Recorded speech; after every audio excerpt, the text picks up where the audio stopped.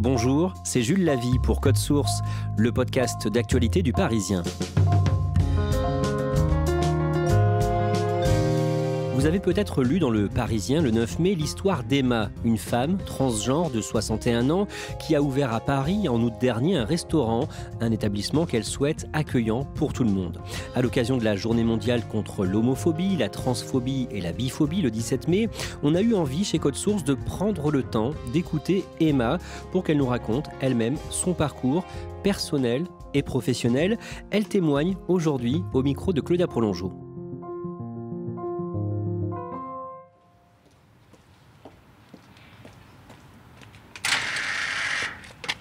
Bonjour. Emma m'ouvre la grille devant chez elle avec un grand sourire. Je la suis dans la cour qui mène à son appartement, une ancienne boulangerie entièrement refaite avec encore quelques briques rouges au mur. Mon micro ne la trouble pas. Le seul truc qui me stresse avec le podcast, c'est la voix, parce que j'ai pas une voix parfaite. J'y travaille depuis 5 ans et puis c'est un vrai calvaire. C'est difficile de se concentrer sur le ton et puis de pas être trop perché non plus. Elle porte une robe foncée, des créoles argentées et des lunettes rouges, assorties à son vernis. Elle a des cheveux blonds, un regard pétillant et elle commence à me raconter son enfance dans le Val-de-Marne. Alors, moi je suis né, mes parents habitaient Charenton, il y a déjà 61 ans. Je suis l'aîné d'une famille de 5 enfants. Mon père était courtier d'assurance. Et puis ma mère, elle l'aidait un peu. Et puis elle s'occupait surtout d'une famille nombreuse. On est 5 enfants qu'elle a eu en 7 ans. Donc c'était quand même soutenu comme activité. Et j'ai beaucoup de mal à fixer l'âge, mais je pense que c'était aux alentours de 7-8 ans que le trouble a commencé à se manifester. J'ai commencé à piocher dans un sac de linge sale un vêtement féminin. Alors c'est le tout début, c'est la première chose dont je me souvienne, mais c'est vrai qu'après ça m'a occupé l'esprit toute ma vie. Au tout début, je comprenais pas trop, c'était quelque chose qui venait vraiment de l'intérieur et assez rapidement, quand vous arrivez à la période de l'adolescence où il y a la sexualité qui commence à se manifester, je me suis dit, c'est un fantasme comme un autre. C'est pas du fétichisme, mais c'est un travestissement. Mais plus le temps passe, plus ce côté sexuel s'efface. Et en fait, c'est quelque chose qui est profondément en vous et qui vous envahit petit à petit. En dehors de ce trouble qu'elle perçoit très fort mais n'identifie pas encore, Emma, qui est alors un jeune homme, mène un début de vie d'adulte plutôt classique. À vrai dire, quand j'étais jeune, j'avais pas beaucoup d'idées. Je savais pas trop quoi faire. J'étais pas doué en maths. Alors vraiment, c'était une catastrophe même. Donc j'ai eu le bac. Je me suis inscrit dans une fac de droit dans laquelle j'ai surtout fréquenté la cafétéria plus qu'autre chose. Donc j'ai traîné 2 ans dans une fac de droit pour rien. Puis après, j'ai pris un petit boulot. Je livrais des chaînes IFI. J'ai fait ça pendant 2 ans. Puis un jour, je dis, allez, je vais pas faire ça toute ma vie quand même. Puis j'ai trouvé un boulot dans lequel je suis resté pendant 36 ans. Grossiste en métal électrique. J'ai été employé. Puis ensuite, j'ai racheté des parts au fondateur de la boîte. Après, ça a fait boule de neige et ça a plutôt bien fonctionné. Est-ce que vous pouvez me raconter comment vous avez rencontré votre femme, à quel âge Alors, ma femme, j'ai rencontré... On s'est croisés dans une soirée. On avait 16-17 ans. J'ai pas trop fait attention sur le moment. Puis on s'est recroisés et puis là, c'est parti. C'était l'amour fou. On s'est mariés assez rapidement, en fait, 2 ans après. Et puis, quelques années après, on a commencé à avoir des enfants. Dans la famille qu'ont fondée Emma et sa femme, tout va bien. Emma est chef d'entreprise, sa femme professeure de danse, la famille est unie, les parents s'aiment, les 3 enfants grandissent sereinement. Emma se travestit de temps en temps, dans son coin, quand personne n'est là. Elle achète des habits de femme, les porte, puis elle a honte et les jette. C'est son rituel, son secret, et pendant un temps, elle s'en accommode. Jusqu'à mes 40 ans, ça a été à peu près. En plus, j'étais très occupé par le travail. Et puis, à la quarantaine, l'entreprise a commencé à se porter un peu mieux. Je commençais à pouvoir avoir quelques moments de liberté. C'était pas énorme, mais c'était... Et puis ensuite, alors là, ça m'a repris fortement. Puis là, j'ai arrêté de jeter parce que je me suis dit, ça coûte cher, c'est idiot. Et puis, j'ai eu une longue période de travestissement, évidemment. J'en parlais strictement à personne. Même ma femme n'était pas au courant. Personne n'était au courant.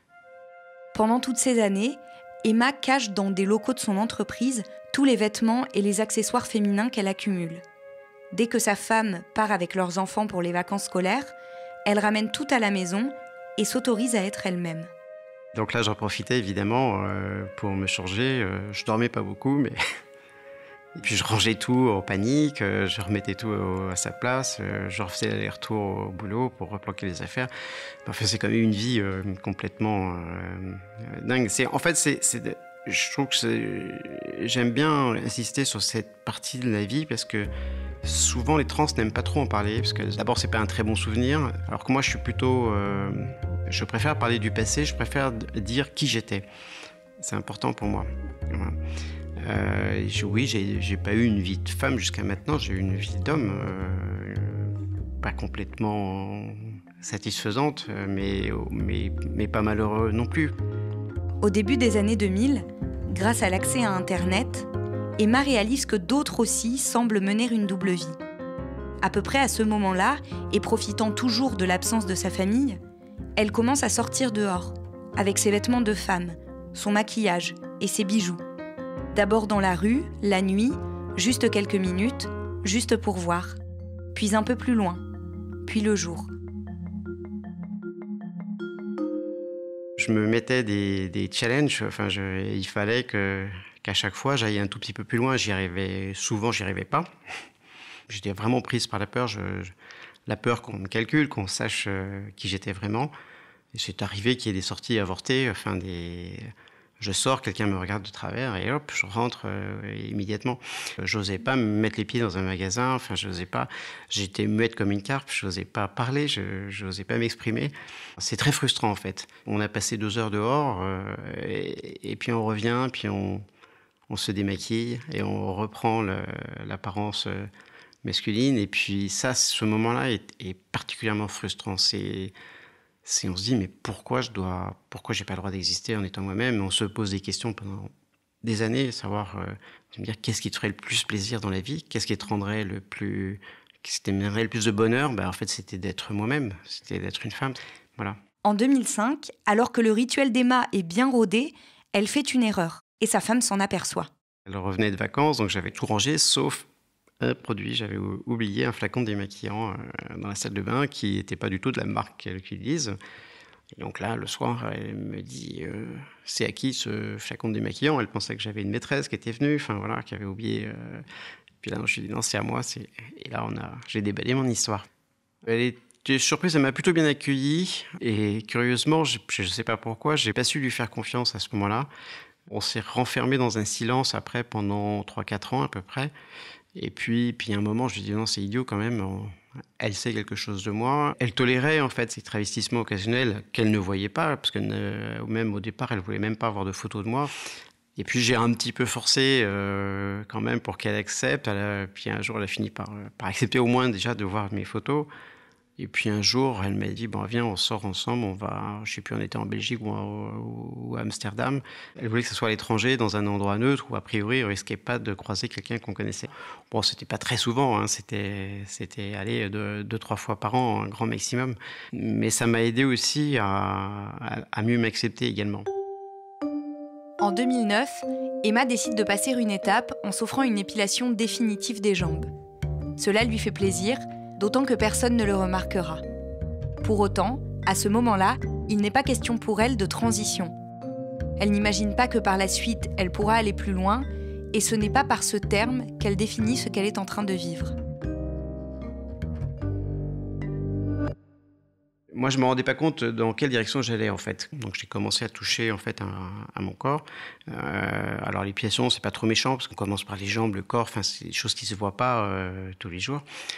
Et puis, je me suis occupé, surtout après, en 2015, j'ai commencé à attaquer l'épilation du visage, qui est le plus important, parce que c'est ce qu'on voit. Et puis, pendant 2 années, tout se passait pas trop mal, on va dire. Et puis, en 2017, je me souviens d'une sortie que c'était bien passé, il n'y avait pas eu de soucis particuliers. Mais en rentrant, j'ai eu un ras-le-bol. Je sais pas comment l'expliquer, j'en sais rien, mais J'en ai eu marre de ne pas être libre, d'être moi-même. J'ai dit ça suffit, ma vie m'appartient, mon corps m'appartient. Et là, j'ai pris mon courage à deux mains, j'ai appelé une endocrinologue, une psy également. Et puis voilà, la transition a réellement démarré en 2017.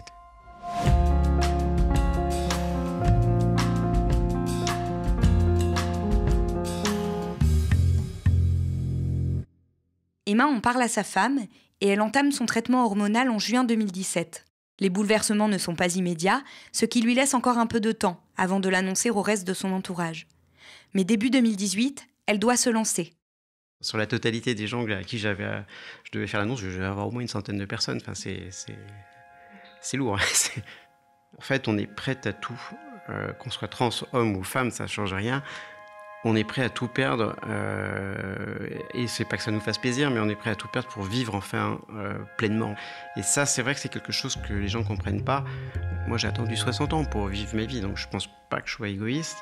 Mais il y a un moment, une fois qu'on a compris qui on était, on ne peut faire qu'une chose, c'est le vivre. Les premiers à qui elle en parle, après sa femme, sont ses enfants, désormais adultes. Et comme attendu, dans un premier temps, ils ne réagissent pas très bien. Il y a d'abord un rejet quand même dans un premier temps. Ils ne voulaient pas entendre parler de ça. Ma femme m'a beaucoup aidé pour faire avancer l'acceptation.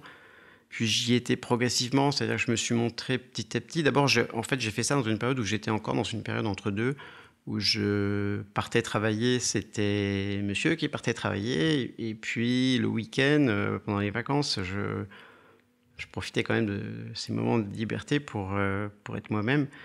Mais j'y étais tout en douceur. Enfin, vraiment, j'ai fait le maximum pour pas trop les heurter. Mais en fait, quelle que soit la méthode qu'on utilise, de toute façon, ça crée une onde de choc qui est forte. Hein. C'est difficile quand même à gérer cette partie-là. Une fois son coming out fait auprès de sa famille et de ses amis, Emma doit aussi en informer son personnel. Mais elle renonce. La transition étant quand même une période très difficile. À l'annoncer à sa famille, à ses amis, il y a des familles nombreuses des deux côtés. C'était déjà très long. Se taper tout le personnel et pour se sentir complètement discrédité, parce qu'en fait, on va perdre son pouvoir, on va perdre... J'avais pas envie non plus de faire prendre un risque à la boîte quelconque, parce qu'on allait dire c'est la boîte de l'autre Traflo, voilà. Enfin, en général, les termes sont crus. Hein, donc, j'ai pas voulu prendre ce risque. Je pense pas m'être trompé, d'ailleurs. Je pense qu'il valait mieux que je parte. Emma quitte donc son entreprise sans regret. Le lendemain, elle se débarrasse de tous ses habits masculins. Ah, ça, c'est un plaisir, un plaisir particulier, ça. C'est symbolique, évidemment, mais ça fait du bien, quoi, de se dire, ça y est, c'est fini, c'est terminé. La période d'avant, ciao. Immédiatement, elle se lance dans un nouveau projet, celui du restaurant qu'elle veut ouvrir avec Tara Wells, une autre femme transgenre devenue son associée. En juin 2020, c'est chose faite. L'établissement s'appelle OK Latin, et il est dans le 6e arrondissement de Paris, à quelques pas de la cathédrale Notre-Dame. Il n'y a pas que des trans. Hein. Et d'ailleurs, notre clientèle aujourd'hui, elle est composée approximativement, et pour l'instant, la fréquentation, c'est 30% de la clientèle, quoi. On est dans un quartier touristique, donc le quartier Saint-Michel, c'est quand même très touristique. En temps normal, évidemment, là, les touristes, il manque un peu pour l'instant, mais nous, notre but, justement, c'est de donner une visibilité du monde trans, et qu'il n'y a pas de raison de se faire un monde de ce que nous sommes, quoi. Entre-temps, Emma a pu bénéficier d'une vaginoplastie et en février dernier, son prénom a officiellement changé. Désormais, elle attend la modification de genre à l'état civil, qui devrait intervenir dans quelques semaines. Elle aura alors un nouveau numéro de sécurité sociale, qui, comme pour toutes les femmes, commencera par le chiffre 2. L'année dernière, Emma a reçu sur Facebook un message d'un collaborateur d'Olivier Delacroix, qui anime sur France 5 l'émission « Ils font bouger les lignes ». On lui a proposé de participer à une émission sur la transidentité et elle a accepté. Je l'ai fait parce qu'en fait, j'avais regardé beaucoup d'émissions du même type. J'avais lu beaucoup de bouquins et ça m'avait aidé. Je me suis dit, maintenant, c'est à ton tour d'amener ta petite pierre à l'édifice et que si ça peut aider les autres, même si c'est qu'un petit nom, c'est déjà pas mal. Emma est de cette génération où personne n'abordait le sujet de la transidentité. Pourtant, dès l'âge de 8 ans, elle réalise qu'elle est en réalité une fille. Parce qu'elle a honte de ce qu'elle ressent, elle commence à emprunter les vêtements de sa mère pour se travestir en cachette. L'émission, tournée en septembre dernier, est donc parue mardi 11 mai, dans un contexte particulier pour Emma, puisque son père n'était toujours pas au courant de son changement de genre. Les parents, dans une transition, c'est la partie la plus difficile pour les trans, encore pire que les enfants. Et c'est très compliqué pour eux d'accepter que leur fils devienne une femme. C'est très compliqué. C'est une partie douloureuse. Mais en même temps, on ne peut pas y échapper éternellement. Il y a un moment, on est obligé de... Je ne vais pas me cacher toute ma vie. J'ai pas été à un mariage d'une de mes nièces à cause de ça. Donc j'avais le prétexte du restaurant, mais je ne peux pas échapper à ce que je suis. Claudia, est-ce qu'Emma vit toujours avec sa femme dont elle parle ? Oui, Emma vit toujours avec sa femme. Elles sont très amoureuses, très heureuses. Et sa femme a été d'un très grand soutien pour Emma tout au long de sa transition. On imagine qu'elle est heureuse de reprendre le travail dans son restaurant avec la réouverture des terrasses ? Elle est très très heureuse, oui. Alors comme tous les restaurateurs, elle n'a pas beaucoup de chance avec la météo. Mais voilà, elle espère qu'il y aura quand même des clients, ça devrait être le cas. Et elle espère surtout que bientôt, elle pourra rouvrir l'intérieur de son restaurant à tout le monde. Une dernière question, Claudia. Dans ton reportage, tu utilises dès le départ le prénom qu'elle a choisi, Emma, et le pronom elle, même pour raconter son enfance. Et ce n'est pas un hasard. En effet, c'est pas par hasard, il y a une association qui s'appelle l'AJL, c'est l'association des journalistes lesbiennes, gays, bi, trans et intersexes. Cette association, elle a publié un kit qui s'appelle « Informer sans discriminer ». Dans ce kit, on retrouve un chapitre intitulé « Respecter les personnes trans ». Et dedans, il y est expliqué que nous devons respecter le genre dans lequel la personne interviewée ou la personne dont on parle se définit, et que même pour parler du passé, on utilise le prénom actuel de la personne, donc Emma, et le bon pronom, donc elle. Merci Claudia Prolongeau et merci à Marion Kremp pour son aide. Cet épisode a été produit par Thibault Lambert, Ambre Rosala et Salomé Robles. Réalisation Julien Moncouquiol. Code Source est le podcast d'actualité du Parisien, disponible chaque soir du lundi au vendredi. Pour ne rater aucun épisode, abonnez-vous sur Apple Podcast, Google Podcast ou encore Podcast Addict. N'hésitez pas à nous écrire, codesource@leparisien.fr. Et puis si vous aimez Code Source, dites-le nous en laissant des petites étoiles ou un commentaire sur votre appli préférée.